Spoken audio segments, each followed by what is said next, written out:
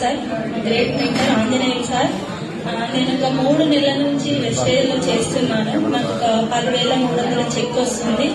దాంతో పాటు చాలా ఆరోగ్యంగా ఎన్నో హెల్త్ ఇష్యూస్ ఎదుర్కొన్నాను. నేను చాలా హాస్పిటల్స్ కూడా తిరిగాను.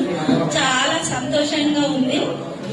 మా ముందుండి మా ట్రైనర్ మమ్మల్ని ఒక ఉద్యమం లాగా చేస్తూ మాకైతే ఒక వ్యక్తి కాదు, ఒక శక్తి లాగానే కనిపిస్తున్నాడు. మా ఎదుగుదల కోసం ఎంతగానో కష్టపడుతున్నాడు.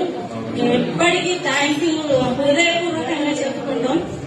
Thank you wastage. Wish you thank you.